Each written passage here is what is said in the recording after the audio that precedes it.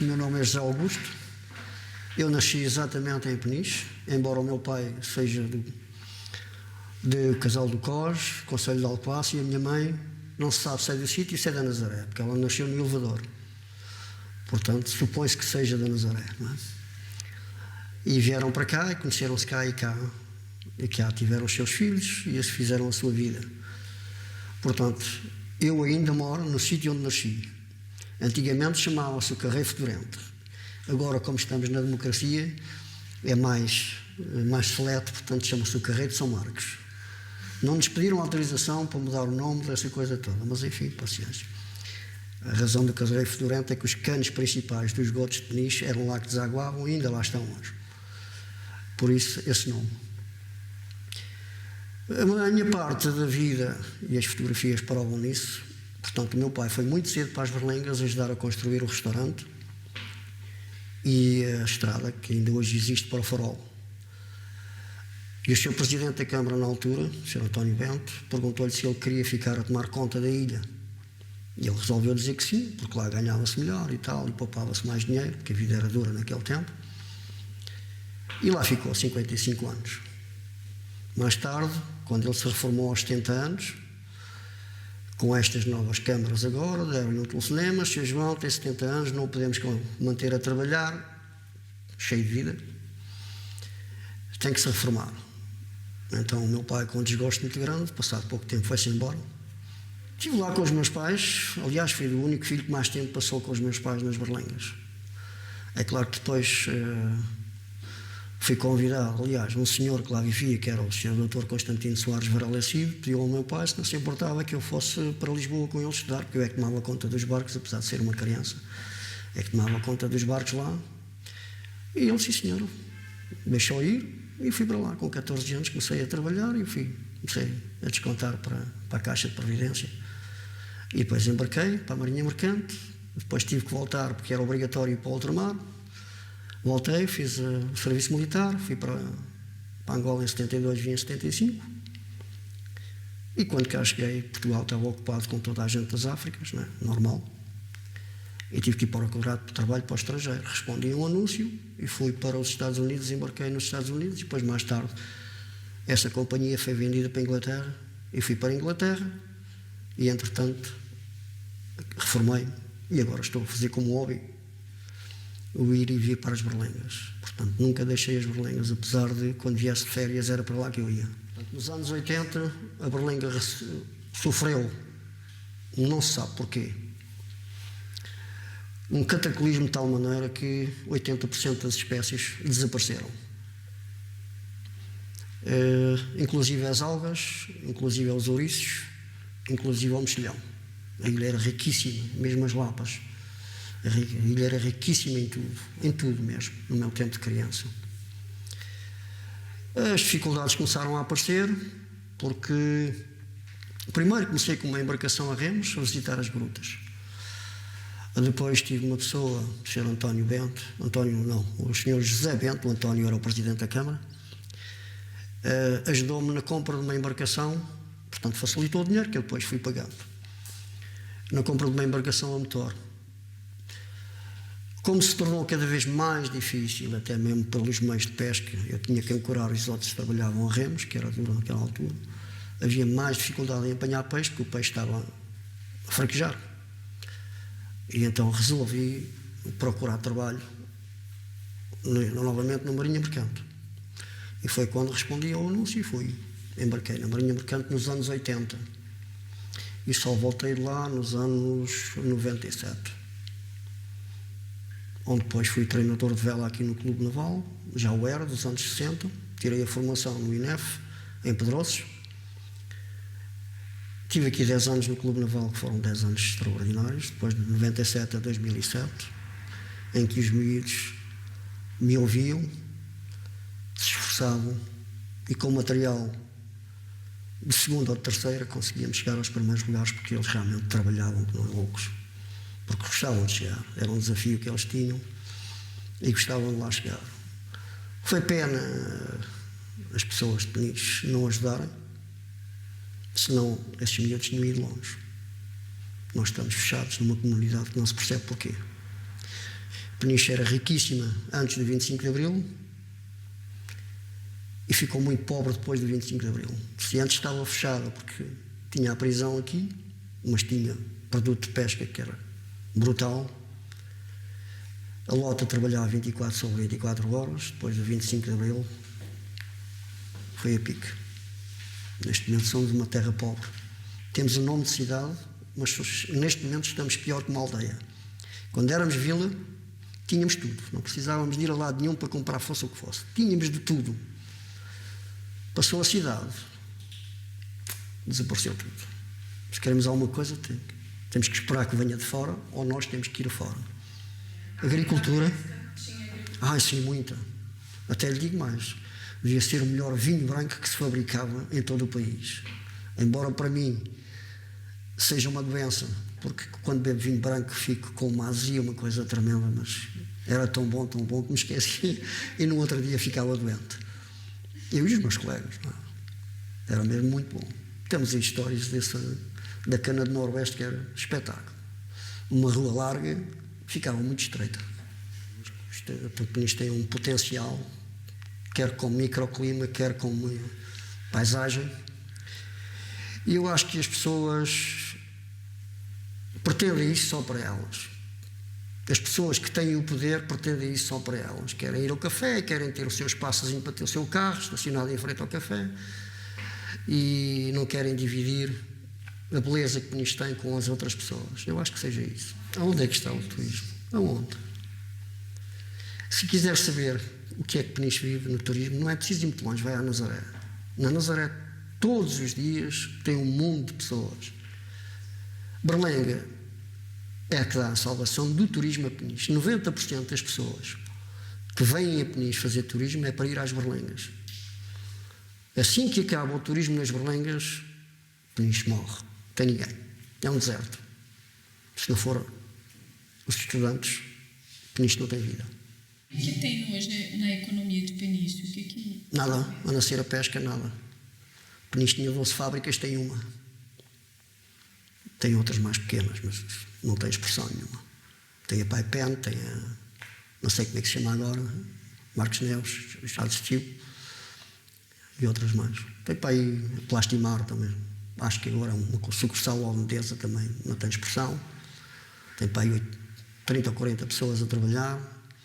A Paipen tem para aí 100 pessoas a trabalhar.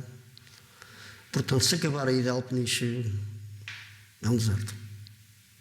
Turismo não tem. Não tem que, se quiser dar uma volta à Peniche, Peniche não tem nada. Tem uma marginal que é uma vergonha. As pessoas que andam a fazer o passeio a pé têm que fugir dos carros porque têm medo deles. Depois tem uma marginal que circunda Peniche. Tanto faz norte, como sul, como oeste. Que é uma vergonha. Não há, se quiser fazer um passeio a pé, tem que estar atento aos carros, tem que estar atento a muitas outras coisas, porque, cuidado para onde põe os pés, porque está tudo muito maltratado. Nós temos aqui esta parte do fosso, que uma vida inteira arranjamos o fosso. Desde os anos 50, quando eu já andava na 4ª classe, que hoje falar no fosso, arranjar o fosso. E o que tem de patrimônio cultural aqui, assim, na cidade? Por exemplo, a gente está aqui no Museu de Renda de Bilros. É um patrimônio... Há quantos anos foi o Museu de Bilros? Quantos anos tem este museu? 3 ou 4 anos. Há quantos anos faz renda de birros em Peniche? Há mais de um século. O senhor acha que isso não é muito valorizado? Não. Peniche nunca foi valorizado. Mas a população consegue valorizar? A população de Peniche não valoriza porque não é uma população verdadeiramente penicheira. Porque antes de existir Peniche, o concelho era dominado pela Autoguia da Baleia. E Peniche só existe a partir da Primeira Guerra Mundial. Porquê Peniche só existe a partir da Primeira Guerra Mundial? Porque Peniche é um porto de abrigo natural. Portanto, se o vento é sul, os barcos trabalham a norte. Se o vento é norte, os barcos trabalham a sul. E foi por isso, graças a isso, que no tempo da Segunda Guerra Mundial era preciso alimentar as tropas e Peniche teve imensas fábricas de peixe, onde se podia pescar todo o ano, enquanto quer a norte, quer a sul, os portos eram fracos e, portanto, não davam proteção de abrigo. E foi aí que Peniche se desenvolveu Isto criou rico. Primeiro começou por esta faixa junto às muralhas, porque daqui até ali ao centro, a partir daí para os remédios, era tudo fazendas. Para nós, a prajeira que fica aqui a um passo era muito longe. Os remédios era muito longe. Agora não, agora está aqui ao pé. Portanto, essa era a diferença, porque Peniche se começou a desenvolver. E foi crescendo, crescendo, até que passou a ser sede do Conselho, enquanto a Autoguia deixou de o ser. Peniche tem uma história. Então, voltando a que Peniche não é bairrista. Não é bairrista porque vieram pessoas desde Viana do Castelo ao Algarve, Alentejo, trabalhar em Peniche todo o ano. Portanto, não há a garra penicheira, como há na Nazaré, por exemplo. Na Nazaré, quando os presidentes da Câmara não querem fazer qualquer coisa de asneira, o povo cai todo em cima. Quando não evolui a terra, o povo cai todo em cima. Aqui não querem saber. Desde o tempo do Sr. António Bento, eu gostava de contar esta história. Há muita gente que não gosta dele, porque fez isto, fez aquilo, não interessa. Foi uma pessoa que cortou as muralhas, apesar do Ministério e do Ambiente não deixar, a um fim de semana, cortou a muralha, fez a melhor entrada de Peniche, que é em Peniche-Cima, despropriou das fábricas que foram depois da guerra, foram abandonadas, despropriou os alemães, despropriou os espanhóis, fez a Escola Industrial e Comercial de Peniche, fez a Escola Velha, que é esta que está aqui, portanto, deu evolução a Peniche, movimentou Peniche. Os outros o que é que fizeram? Uma piscina, até agora, e isto já foi nos anos 40, veja bem, uma piscina até agora, e a melhor coisa que fizeram para mim, neste tempo todo, foi a entrada de Peniche. Embelezaram a entrada de Peniche, que está um espetáculo. De resto não fizeram mais nada. Nós tínhamos um indivíduo que talvez fizesse alguma coisa, que foi na altura o vereador da Cultura, e que houve alguém que se deixou, por qualquer motivo, disse que não. E esse senhor vereador foi para Óbidos. Fez um trabalho extraordinário. Um trabalho extraordinário. Criou a época medieval, criou a história do chocolate, vão, por ano, milhares de pessoas. Mas muitos milhares de pessoas a Óbidos. Óbidos está sempre cheio. E Peniche, quem é que vem? Cortem a berlenga e vocês veem o que a Peniche tem. Morre completamente. Turismo não tem nenhum. Passa aqui uma semana e veja qual é os atrativos que as pessoas têm para vir a Peniche. O que é que a Câmara, ou o Pelouro do Desporto, ou o Pelouro da Cultura faz para criar atividades para as pessoas virem a Peniche passar o fim de semana ou fazer outra qualquer coisa. Tem uma coisa boa. Vêm cá para comer e beber, porque é o único sítio fresco onde eles podem estar à vontade e comer à vontade. Porque o resto apanham 30 e tais graus ou 40 graus, não tem hipótese. É uma pena, tenho muita pena, tenho um desgosto tremendo para a minha terra, porque mesmo que se tente criar alguma coisa, a juventude aqui é de um vandalismo, uma coisa tremenda que destrói tudo. A primeira coisa que fazem é destruir. Não têm gosto pela terra, não têm. A gente vai à Lourinhã, metem os vasos de flores, mantém-se tudo impecáveis, as rotundas mantêm-se impecáveis, vai a Santa Cruz, vê-se onde é que a Câmara gasta o dinheiro, vai sair à tão. Que não têm a paisagem de Peniche, não têm a beleza natural que tem Peniche. Mas vê-se onde a Câmara gasta o dinheiro. Aqui não se vê nada. Temos uma biblioteca que, sei lá quantos anos isso está para ser feito. 30, 40 anos, não sei. Tínhamos uma série de coisas aí que podia chamar à juventude. Não. Tínhamos uma associação desportiva, bons elementos de badminton, chegaram a ser campeões. Perdeu-se no caminho. Vá lá, Stella Maris ainda se mantém com alguma coisa. Ok, patins e não sei se tem basquete. De resto não temos mais nada para a juventude.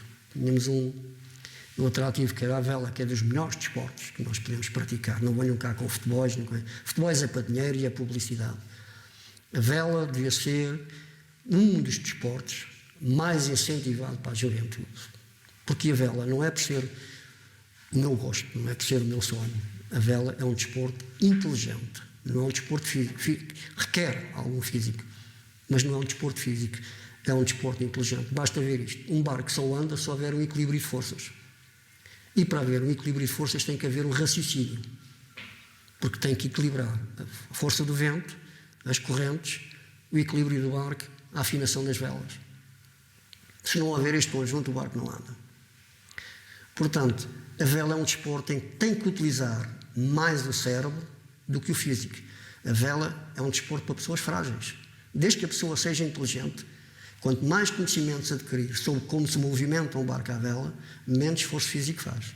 Isto em 1967, o Sr. João Avelar convidou-me para dar aulas de vela, porque ele sabia que eu tinha o curso de vela. Tirei no Clube Naval de Lisboa, quando andava por lá, a estudar e a trabalhar. E então eu aceitei, nos meses em que eu fiz férias, fui então a Pedroços tirar a formação de treinador de vela. E estive lá uma semana, e foi lá que me formei. Depois vim dar aulas de vela, ainda era aqui no Fosso, o Clube Naval, e quando me ia embora, embarcar, deixava sempre os mais velhos, mais qualificados, como responsáveis pela escola de vela, portanto, para manterem a continuidade, porque eu tinha uma família a sustentar, não podia estar aqui a dar aulas de vela. Não é? E foi assim que começou. Depois, mais tarde, quando me reformei, assumi então, durante 10 anos, a totalidade, quer de manutenção, quer de aulas, quer de recuperação de barcos. Fazia tudo. Fazia de chofer, fazia de limpeza, fazia de pintor, fazia de calafate, fazia tudo.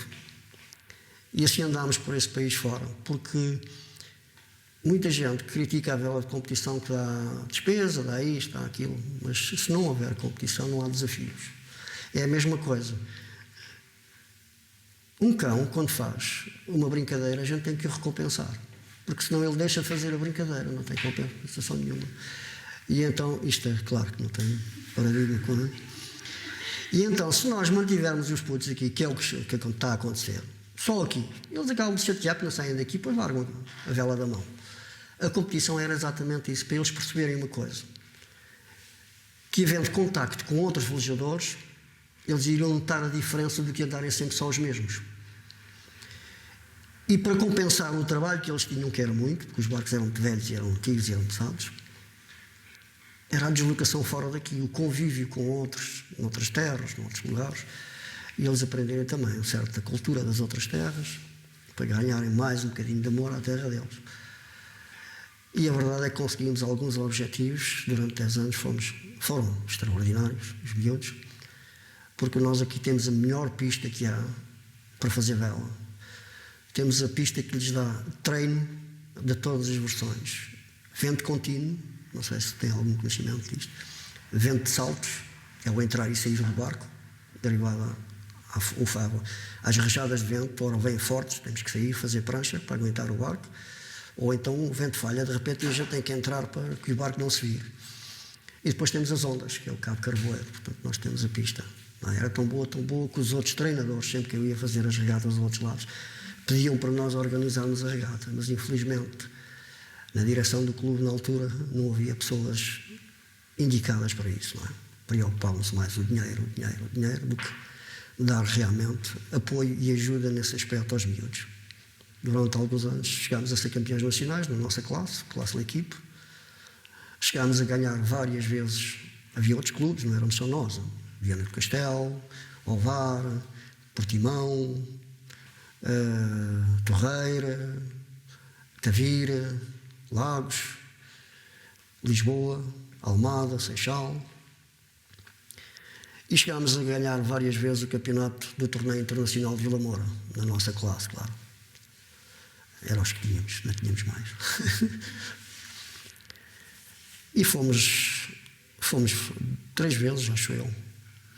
Fomos 3 vezes aos campeonatos europeus, onde eu fui como treinador nacional, e não ficámos mal classificados, apesar de termos os barcos que tínhamos. Ficávamos ali 15º, 12º, os outros com velas, parecia papel, aquela coisa toda muito certinha, a fazer barulho, e nós como parecíamos trapos, barcos pesadíssimos.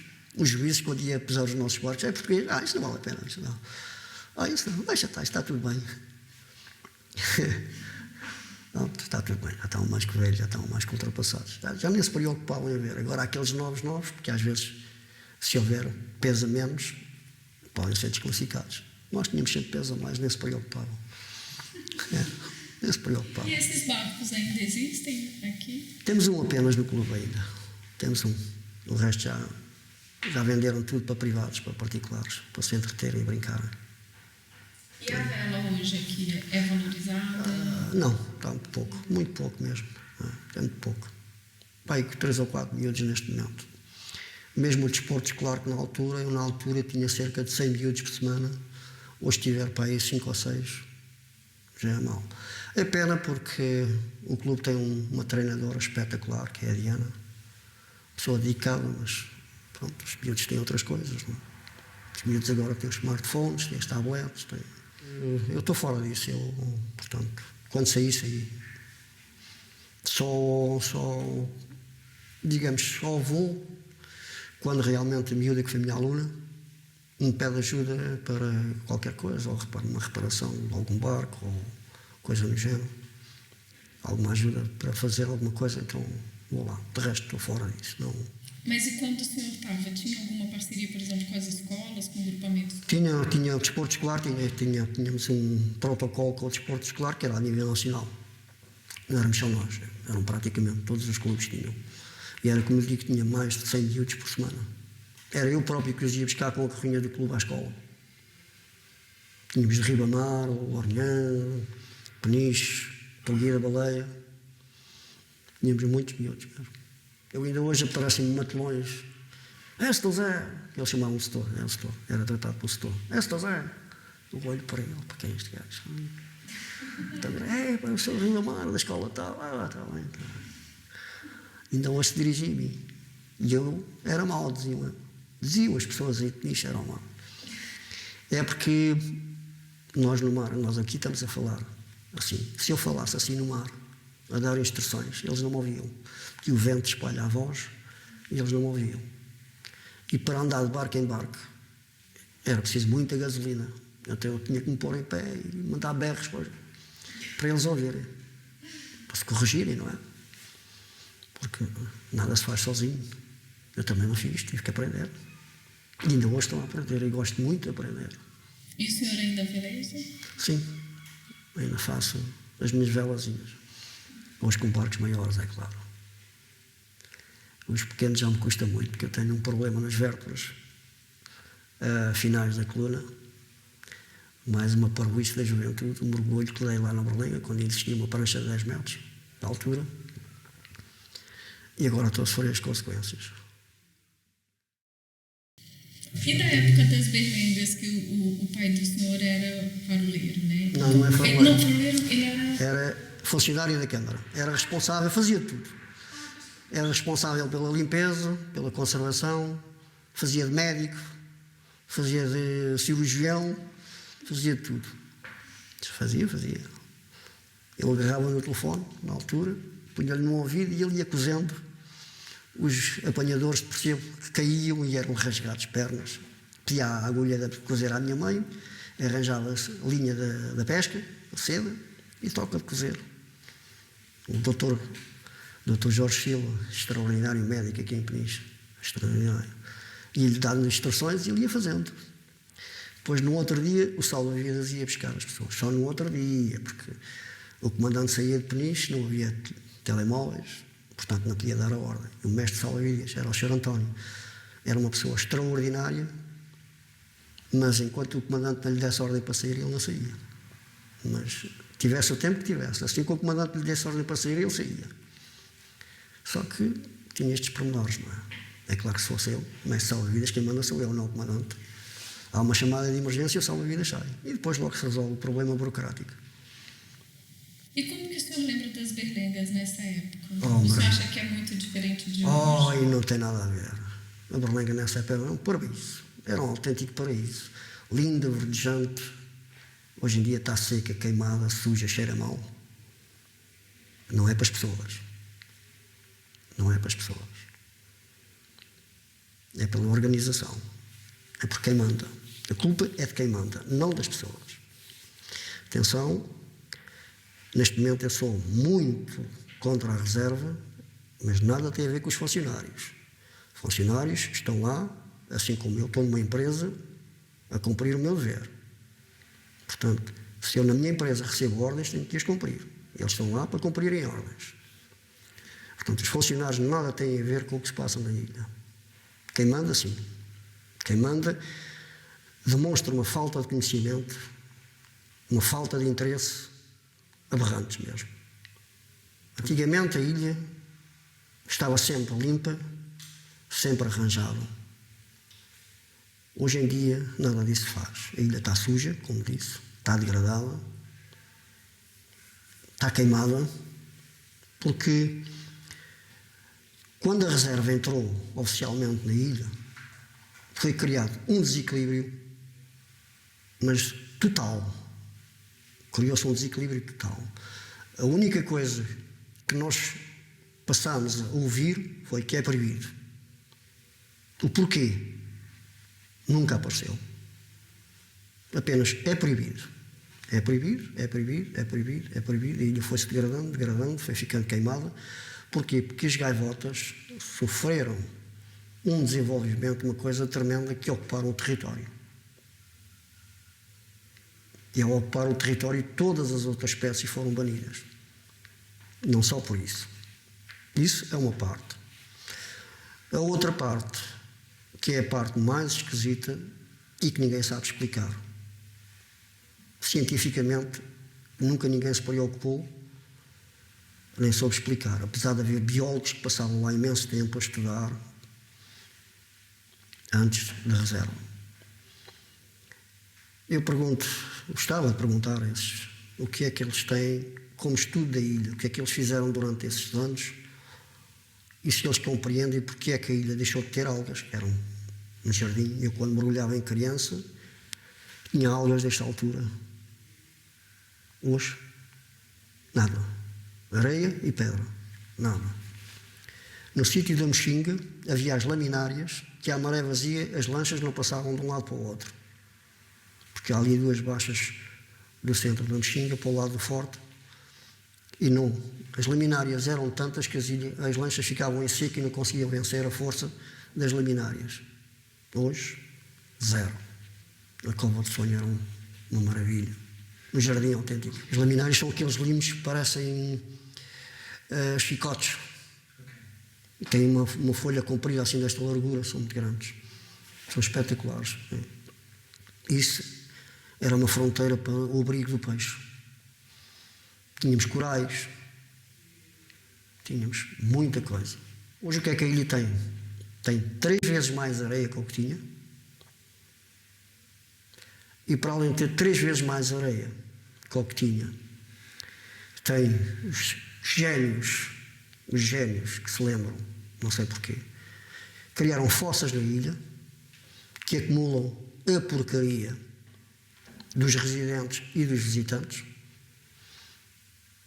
Criaram bombas elétricas, e há falta de energia na ilha, para impulsionar essa porcaria, para subir um morro e descer no outro lado. É claro que as bombas elétricas, nós aqui temos o problema que ali o Largo da Câmara de vez em quando está inundado de porcaria porque as bombas falham, que estão aqui no jardim. Mais uns génios, quer dizer, no jardim onde as pessoas andam a passear, foram lá que foram pôr as bombas. Com tanto espaço que temos por aí. E o que é que acontece? Acontece que antigamente não existia nada disso. Era por gravidade que se podia fazer e ia passar ao outro lado da ilha, onde há corrente.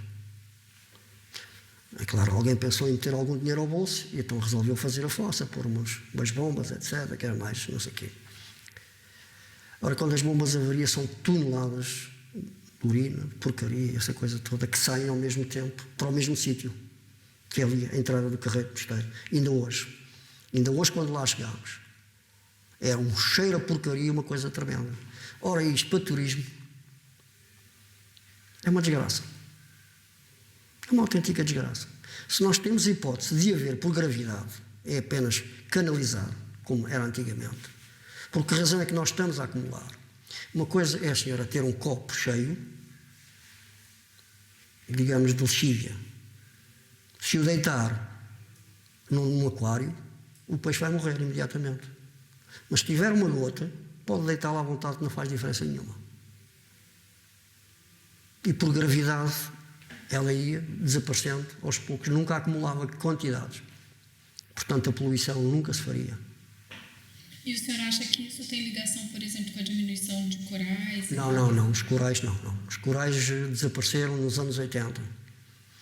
Toda a ilha, em 10 anos, sofreu uma catástrofe que não consigo explicar.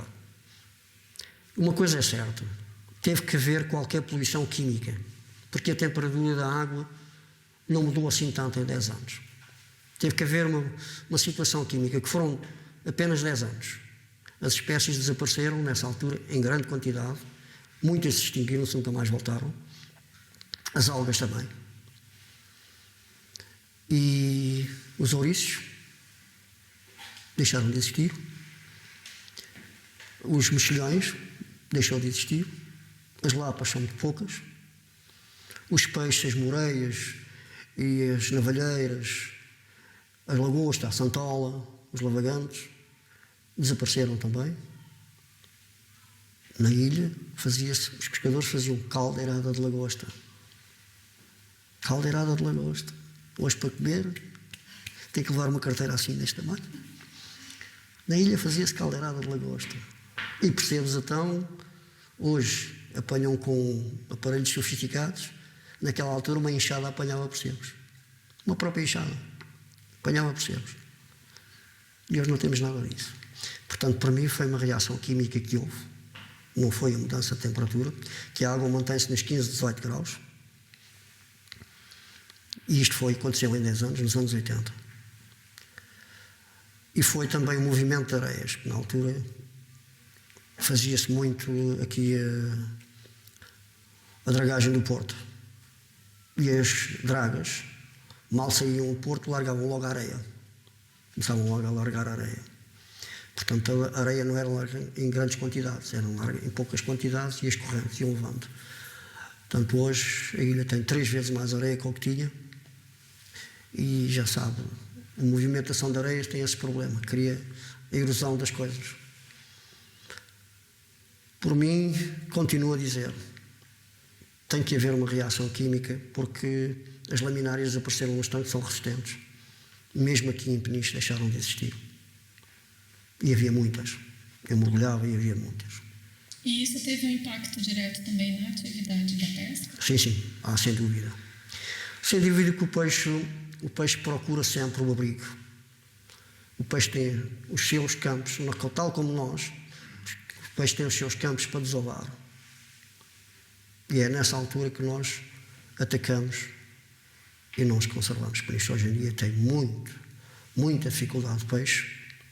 Exatamente por isso, porque a gente não tem o cuidado de estudar as zonas onde o peixe desova e impedir que nessa altura os pescadores lá vão. Não sei porquê, talvez problema dos votos, não sei. O Canadá, a Noruega, os Estados Unidos, a Finlândia, a Suécia, a Dinamarca, a Holanda, há muitos anos, que meteram leis rígidas de interdição de zonas de pesca. Estudam as espécies, é aqui que vai desovar. Neste período tal, aquele período tal, ninguém pesca. Não é dizer, os barcos de pesca não podem pescar, mas o turista pode ir pescar. O não sei quê, pesca à piada, pode pescar, os outros não podem pescar. Não, ninguém pesca. Porque se vai dizer, eu não posso pescar, mas aquele pode pescar, por que razão? Eu não pago os impostos, eu não trabalho como os outros, não posso ter o meu momento de lazer, não. Ninguém pesca. Aqui o que é que a gente faz? Terra queimada, deixa estar. Eles um dia vão de aprender. É assim que a gente reage. Um dia hão de aprender, que é quando não houver nada. Para melhorar, a gente tem que fazer o mesmo que os outros países fizeram. Temos que virar para o turismo. É tarde demais tentar recuperar, seja o que for. É tarde demais. Até porque hoje em dia, com o desenvolvimento das barragens e tudo isso, a nossa costa ficou um bocado privada de alimentação para os peixes. Quem anda no mar a estudar, portanto os biólogos e essa malta toda, deve notar que o krill é um camarãozinho pequenino, aquelas manchas enormes que se via no mar, isso aqui na nossa zona deixou de existir. Um peixinho que nós chamamos portanto, um tipo de pescada pequenino, nós chamamos a codemia, que aparecia cardumes enormes, que alimentava todos os peixes, também raramente se vê. Mesmo o pilado já não aparece como o pilado já uma navalheira, mas pequenino, mais pequenino, que é o que se usa na pesca do aparelho, do anzol. Mesmo o pilado já não é aquela quantidade que se via. Chegava a fazer cardumes enormes. Mesmo esse pilado já não é a mesma quantidade que se via. Portanto, neste momento, a reserva, se quer preservar as aves, se quer chamar as aves, para mim, no meu ver, na minha pouca inteligência, tem que olhar primeiro para o mar, porque sem alimentação a gente não chama ninguém. Eu, por exemplo, se me faltar o trabalho, se me faltar a alimentação aqui em Peniche, vou-me embora para o outro lado, onde haja. Os animais é a mesma coisa. A gente diz que os animais não são racionais, mas são. Talvez mais inteligentes que nós. Porque eles sabem muito bem aquilo que querem e aquilo que fazem. E é assim que acontece. Se a gente não olha primeiro para o mar, se vamos olhar só para a Ilha das Berlengas, que não tem nada. Não tem nada a ilha. É pequena, não tem terra. Em tempos que já lá vão, tentamos lá pôr os pinheiros. Um leigo tentou lá pôr os pinheiros mansos e não deu nada. Não deu nada porque aquilo tem pouca terra, é muito árido. E, portanto, se não olharmos para o mar, as aves marinhas que existiam naquela altura, porque tinham abundância de alimentação, nunca mais voltam. Os airos, que é o pinguim, não vai voltar. As pardelas raramente se vê. Antes via-se bandos enormes. A única coisa que persiste, que é a gaivota, que come tudo. Mas até elas vão desaparecer porque elas vão vir para as lixeiras. Para as lixeiras e aqui para os portos de pesca. Por enquanto, porque isto ainda vai tendo umas sardinhas que atiram ao mar, etc. E vão se mantendo aqui e vão procriar a ilha. Quando isso acabar, vão para as lixeiras, vão para o interior. Porque a gaivota é um predador, uma coisa tremenda. Como tudo. É como a galinha, é a mesma coisa. Pois a minha grande revolta contra a reserva é que a reserva só vê pessoas. Só vê as pessoas, só culpa as pessoas. E eu, felizmente, graças ao meu trabalho, ao andar embarcado, andei por praticamente quase todo o mundo. Tenho provas documentais disso. E consegui ver reservas que todas elas tentavam ser o mais possível autossustentáveis. A Berlenga dá uma ideia que o interesse da reserva não é dos funcionários, é de quem está sentado na secretária, pretende que aquilo realmente seja degradado e continue a degradar-se para justificar o subsídio. Quando podia ser uma mina para o Estado. Em vez de estar a ser um peso para o Estado, podia ser uma mais-valia. Eu não tenho dúvidas nenhumas, se a Ilha das Berlengas estivesse na mão dos espanhóis, como está as Ilhas X, a ilha era uma reserva, bem organizada, e as pessoas podiam circular, porque as pessoas, isto é a ilha, as pessoas circulam aqui. Esta mesa é a ilha e as pessoas circulam só neste bocadinho. Se pensarem bem e se estudarem bem, as pessoas praticamente nem tempo têm para fazer xixi. Só lá estão 2 horas. E pagam caro. E pagam caro. Portanto, não vejo o que é que as pessoas afetam a ilha, a reserva. As Ilhas X têm ferryboats e ferryboats e ferryboats a desembarcar pessoas. Só que têm uma organização extraordinária. Eu fui lá, estive lá 17 dias. Tem uma organização extraordinária. Por que é que a gente não faz o mesmo? Por que é que a gente não aprende? As nossas reservas é assim, nós... Exemplo, a ilha. Antes era bonita, verdejante. Dentro de 20 anos nem a Fortaleza existe. Nem a Fortaleza existe. Que é uma das peças giras também que lá está.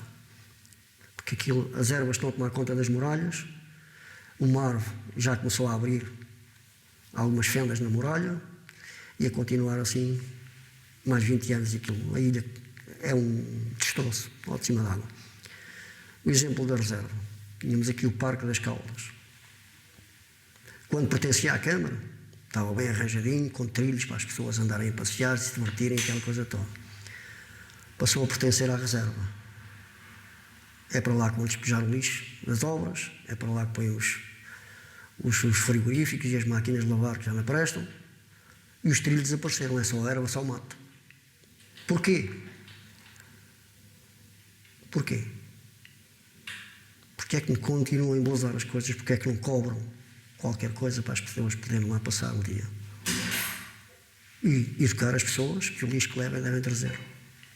Em qualquer reserva que eu conheci, dou-lhe um exemplo no Alasca.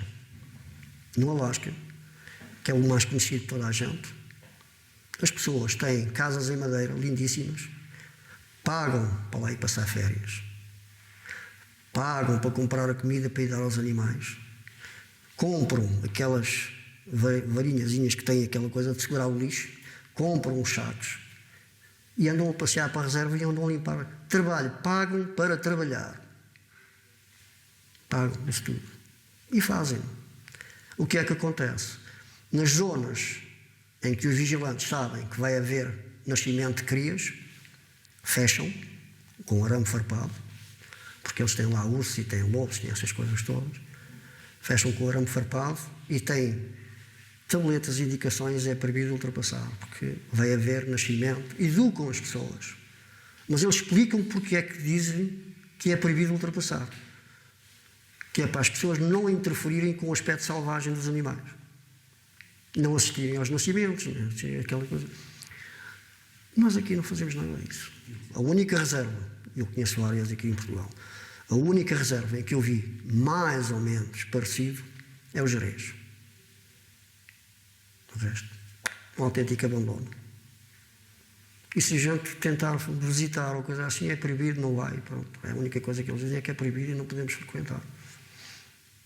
Não percebo. Porque se nós abandonarmos as coisas, o que é que acontece? Lixo. Lixo cria doenças para os animais. Se nós sempre convivemos com os animais, é claro que tem que haver o equilíbrio da sobrevivência.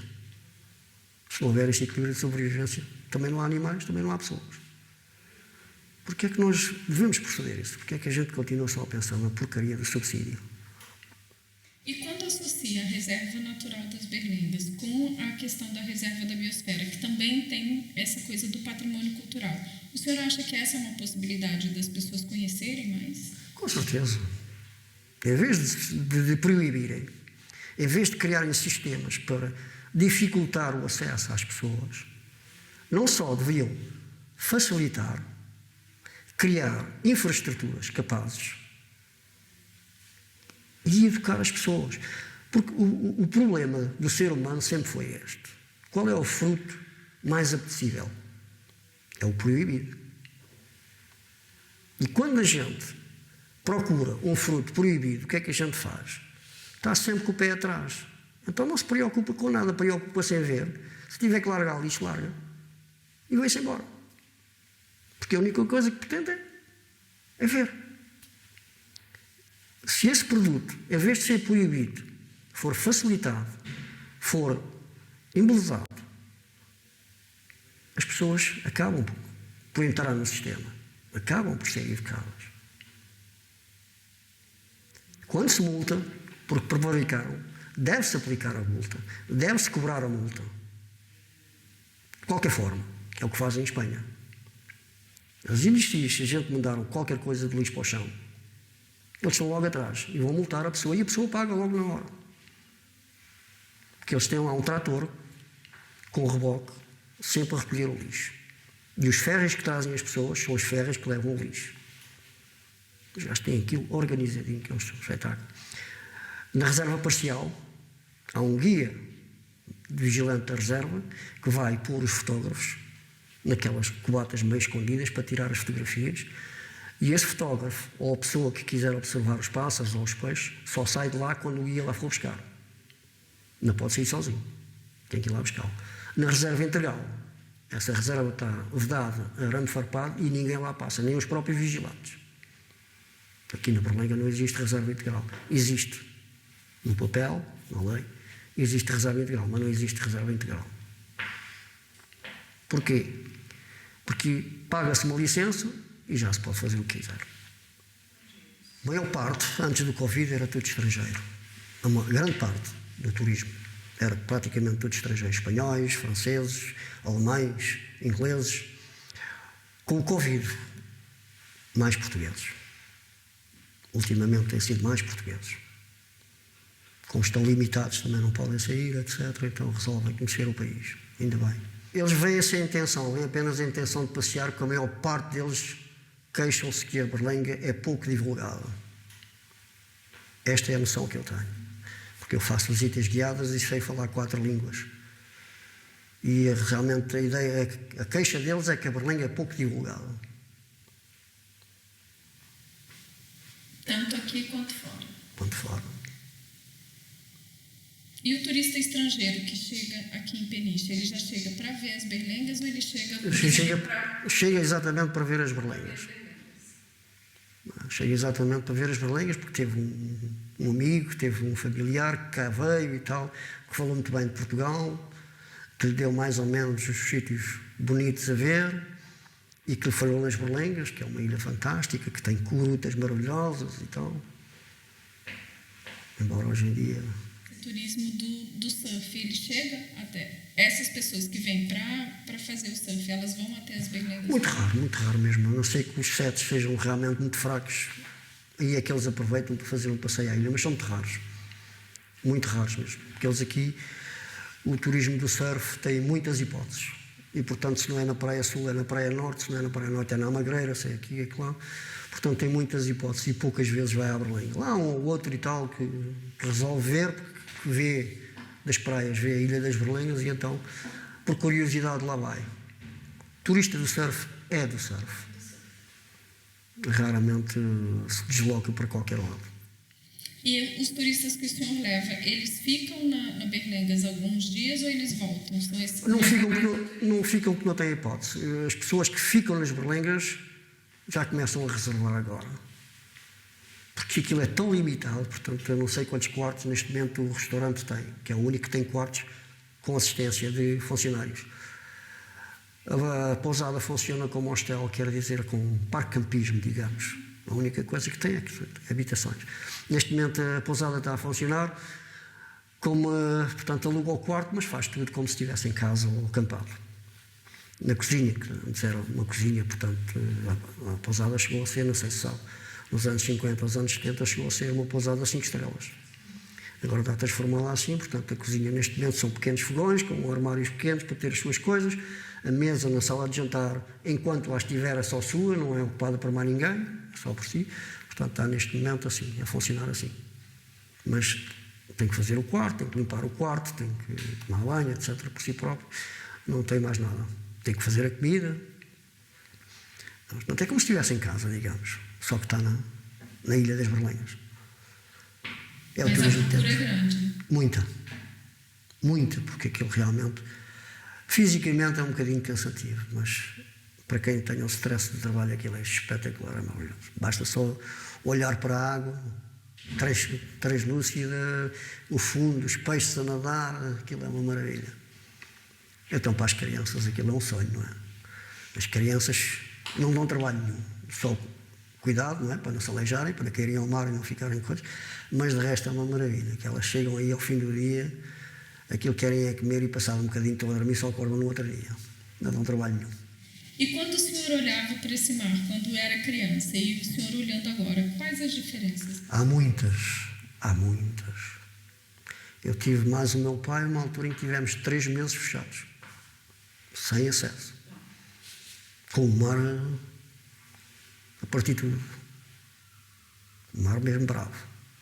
Passei por várias vicissitudes lá, umas boas, outras más, alguns naufrágios com mortes. Alguns acidentes na pesca, pessoas que queriam apanhar o peixe, porque o peixe era grande na altura. E iam lá abaixo sem sequer olhar o mar, sem sequer se precaver, e eram varridos e depois não conseguiam recuperar. Foram fases algumas boas, outras más. Os mariscadores, quando caíam nas falésias, chegavam-nos a ir, os pescadores, tirar a porta da casa, era a maca na altura. Ir para a rocha, pôr o gajo em cima da porta, tratar dele, para que no outro dia, a partir das 5 horas não havia salva-vidas para ninguém. partir das 5 horas da tarde já não havia salva-vidas para ninguém. Só no outro dia, às 8 horas, é que o salva-vidas saía de Peniche e chegava à Berlenga. Eram dias giros. Para se ver televisão tinha que se ir lá acima ao farol. Para se chegar um pouco de matraquilhos tinha que se ir lá acima ao farol. Para se telefonar tinha que se ir lá acima ao farol. Eram tempos porreiros. Mas essa dificuldade da ligação entre Peniche e as Berlengas, ela não existe mais? O mar está mais tranquilo? Não, não é questão do mar. Não é questão do mar. É que eu comecei a ir para as Berlengas, a remos e à vela. Nos anos 60 apareceram os motores. E hoje em dia, eu levava-se aí 2 horas para chegar à Berlenga com os primeiros motores. Hoje leva-se 20 minutos. 20 minutos. A evolução das embarcações e dos motores é que fez com que realmente os habitantes deixassem de existir. A história da Berlenga começa com o Sr. Comandante Andrade e Silva, que quando foi passar férias à casa da Guarda Fiscal, que era a única que existia, onde hoje é o bairro, e o restaurante, não gostou de ver os pescadores a dormir nos buracos e nos barcos. E então fez o bairro dos pescadores. Foram as primeiras habitações a ser usadas por civis, digamos. Porque antes só existia a casa da Guarda Fiscal, que era junto ao cais, e o farol, e a fortaleza.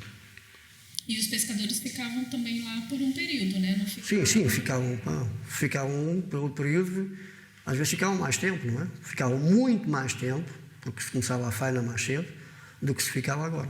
Eu, por exemplo, quando vim do ultramar e fui para lá ter com o meu pai, porque não tinha trabalho, eu ia para lá, para a pesca, em janeiro, e só vinha em outubro. Porque era o período do Natal. Porque tinha que se trabalhar. Não havia subsídios. O que significa para o senhor a reserva das Berlengas? A mim significa já bastante. Mas era se fosse a reserva. Porque se não se criar reserva, qualquer dia estamos a comer as comidas que se fazem em laboratórios. Mas tem que se fazer reserva. Não é uma reserva de nome para obter subsídios. Tem que se fazer verdadeiramente uma reserva. Doa a quem doer. Então aí eu acredito. Uma reserva como se fez nos Estados Unidos, uma reserva como se faz no Canadá, uma reserva como se faz na Noruega, na Suécia, na Finlândia, na Dinamarca, na Holanda. Tem que se fazer realmente. Doa a quem doer. Ou então, qualquer dia, da maneira que se faz o Covid, também estão a fazer comida para a gente comer. Não há outra solução. Não há outra solução. É do vosso tempo, quando os canadianos apreenderam um navio espanhol, que a Europa se revoltou toda contra os canadianos. Mas eles têm a razão. Se eles estavam a pagar aos pescadores para não irem para o mar, para que o bacalhau se pudesse crescer e progredir, por que razão é que tinham que ir os de fora apanhar o bacalhau? Que eles não deixavam os próprios pescadores apanhar. No território deles. No entanto, a Europa, há aqui Del Rey que vai prender um barco espanhol, não sei o quê, o Canadá. Se fizerem realmente uma reserva a sério, eu aí dou a mão à palmatória. Porque o que temos não é reserva. Não é reserva. Faz-me lembrar os tempos antigos. Estão a preparar a ilha só para meia dúzia deles, para lá estarem tranquilos e tranquilos. E à vontade. E para isso, dá-se uma parte, mas tira-se a outra. E isso nunca se vai a lado nenhum. Ou se corta para todos, ou não se corta para ninguém.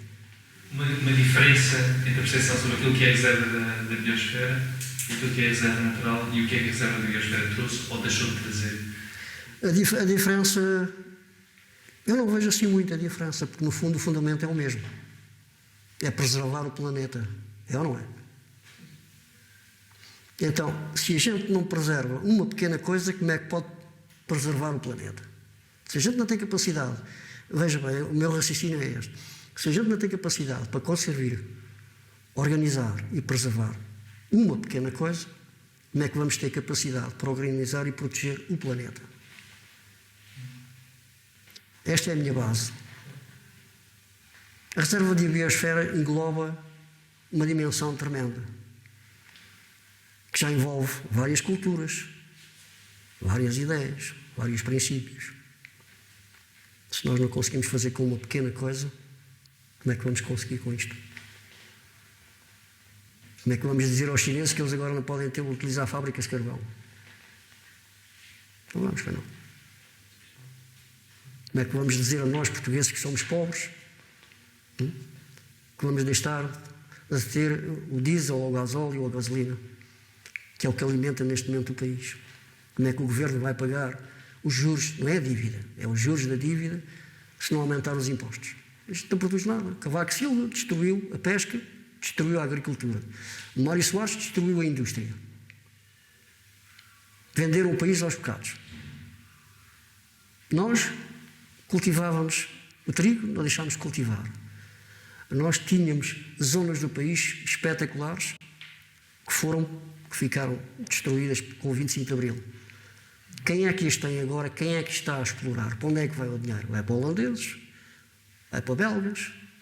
Que aproveitaram essas quintas, que as compraram e que as desenvolveram. E agora mantêm como turismo rural. Eles estão a ganhar o dinheiro que vai para fora. O que é que nós temos? Lojas de chineses que vai o dinheiro todo para a China. O que é que nós temos na realidade? Eu vou aos supermercados, só vejo coisas fabricadas em Portugal com rótulo espanhol. Quando a gente não resolve estas pequenas coisas, como é que vamos resolver o problema do planeta? Que é bastante grave. A gente vê por isto, as temperaturas, as tempestades. De antes as tempestades começavam devagar, duravam semanas e meses. Agora não. Agora, do nada, aparecem, destroem e vão-se embora. Portanto, é sinal que a natureza, devagarinho, vai-nos fazer pagar o que estamos a ter. Este conforto, esta sociedade de consumo que nós temos. Esta mentalidade só para consumir.